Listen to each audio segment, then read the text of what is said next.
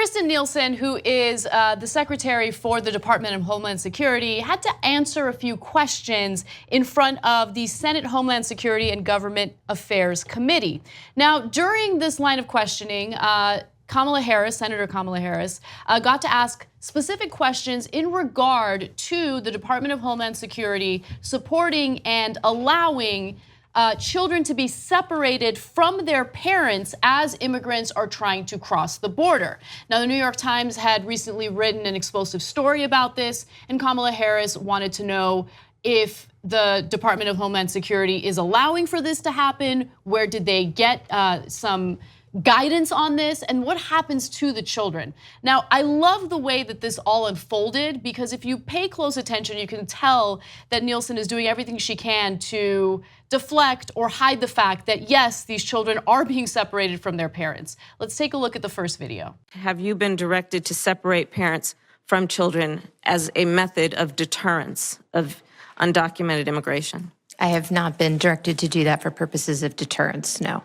What purpose have you been given for separating parents from their children? So my decision has been that anyone who breaks the law will be prosecuted. If you're a parent or you're a single person or you happen to have a family, if you cross between the ports of entry, we will refer you for prosecution. You've broken US law. So Nielsen uses different wording there. She says, oh, we will prosecute the parents. Okay, but what does that mean? Prosecuting the parents usually means, yes, detaining them, and then putting them through a court system. But in the process of that happening, the children get taken away, meaning they get separated from their parents and they get placed in custody, and then later maybe foster care. And if the children aren't able to, or if they aren't able to find relatives in the United States or in the country of origin, then that child can be detained indefinitely. It's a huge issue, and it might sound like it's a good way of deterring people, but it's cruel. It uses a ton of taxpayer resources, which is something that people should care about, even if they don't care about the well-being of these children. And it's a traumatic experience for innocent kids who haven't done anything wrong intentionally, obviously. So, Cenk, jump in. Yeah, so Jeff Sessions, when asked about this, said, if you don't want your child separated, then don't bring them across the border illegally. It's not our fault that somebody does that. So, I know that that's really persuasive to a lot of the right wing. First, let's just note that he acknowledges, yeah, of course we are separating them. So I don't know why Nielsen's pretending that that's not what's happening there. Right. She seems to be trying to dodge the question for no reason.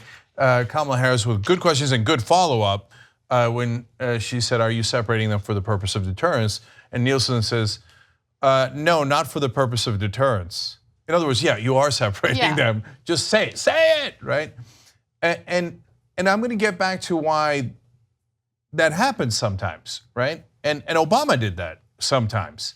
So, but when you look at Sessions' quote about if you don't want the kids separated, don't come to the border illegally, that's their choice. Well, it's true, that is their choice.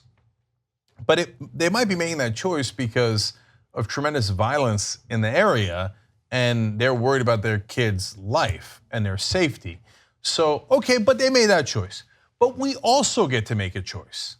So, in some cases, we make the choice to separate the kids from the parents if the parents, for example, committed a crime here in the United States.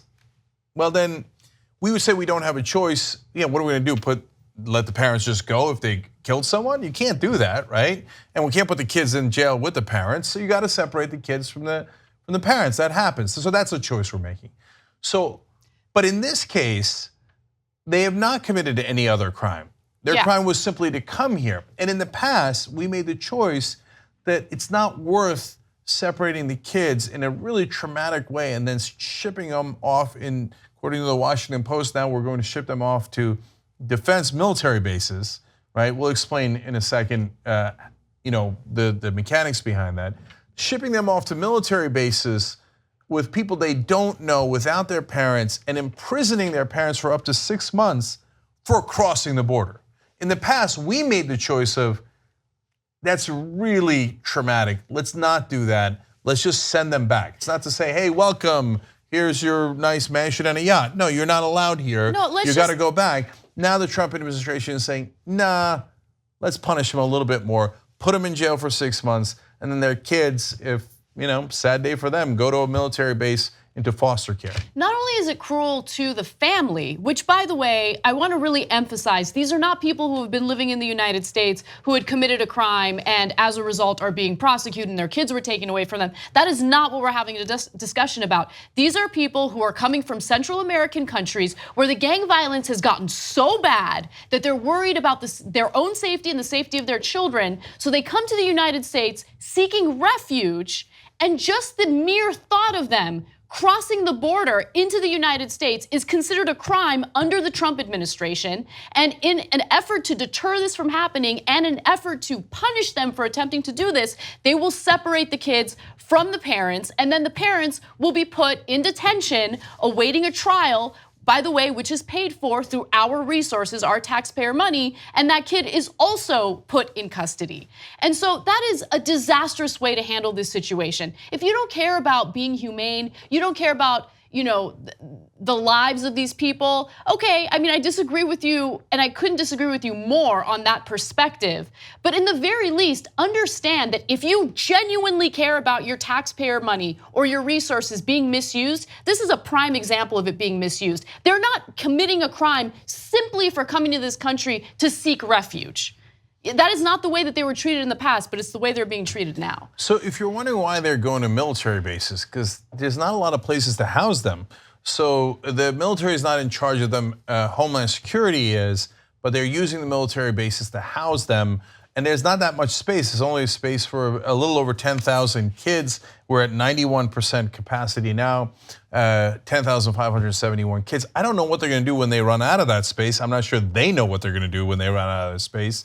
Now, to be fair to the Trump administration, at the peak of when there was a huge migration in the country of families, again, because of violence and other socioeconomic conditions happening in the year 2014, the Obama administration had more than 7,000 children in bases in Oklahoma, Texas, and California. So it's not like this has never happened before. Right. It has happened before. But it has happened under completely different circumstances. So during that year, you had a large number of unaccompanied minors coming into the United States. No one was prepared for it, and there was no shelter, no housing, no plan put in place to take care of that situation, right? And so he didn't do it as a way of punishing people. And by the way, Obama had many problems when it came to his own actions in regard to immigration. But with that said, his intentions there were very different from the intentions that we're seeing with the Trump administration. Yeah, and so that goes to my final ironic defense of the Trump administration here. They told you they were gonna be vicious, and now they're being vicious, so we shouldn't be surprised. Trump said he'd murder the family members of people he considered terrorists, that's in the Middle East. And in the case of immigrants, he said he didn't believe in catch and release. So if you don't believe in catch and release, that means you're gonna imprison the people that come here, that means you're gonna separate them from their family. In the past, only 10% of the people coming here had come with kids or were kids themselves, not with adults.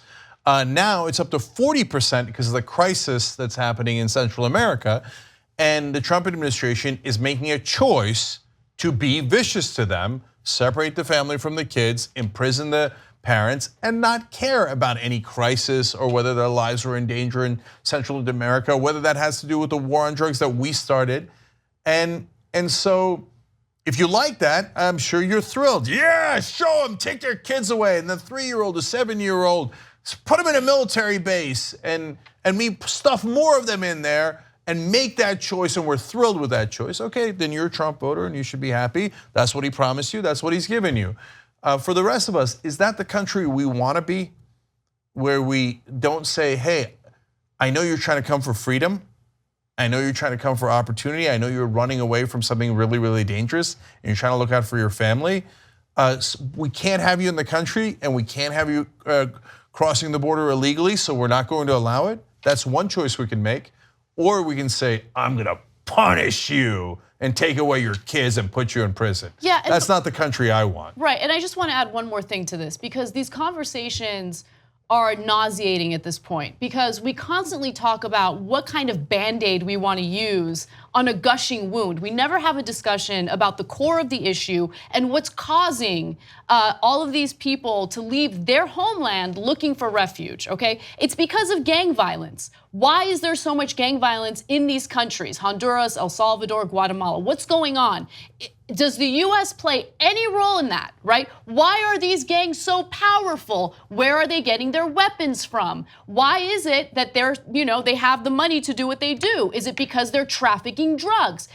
If you legalize drugs, there's a possibility that these gangs won't have the amount of power that they do. We don't have a discussion about what we're gonna do about those gangs and whether or not the United States plays a role in empowering and emboldening these gangs. Instead, we just have a discussion about how we can punish the victims of that gang violence. And finally, we've seen this movie before. So if I know the right-wing ideology is there's gangs because they're Latin American, you know how they are, they're rapists and criminals, etc. And there's nothing you could do about it. No, if you look at history, it's a very easy guide. So when we did prohibition on alcohol, what did we get? We got gangs, vicious gangs inside the United States. We could have said, well, that's Chicago, of course. All the Americans in Chicago are brutal and vicious savages. They would do gangs no matter what. No, they did gangs because they profited from selling alcohol because everybody wanted alcohol. And now there are vicious gangs because they profit from selling drugs. Why? Because people want drugs. And so if you do prohibition, it leads to gangs every time. So Anna's absolutely right. The actual problem is the war on drugs, but we play these silly little games to demonize and demagogue because it gets people votes in this country. And the casualties of that war are these kids and these parents that have come here that we have now chosen to treat in the most brutal ways. 2 easy ways to follow the Young Turks. One is hit the subscribe button down below, then you're a TYT subscriber. And second is ring the bell. And when you do that on YouTube, you're notified of our videos.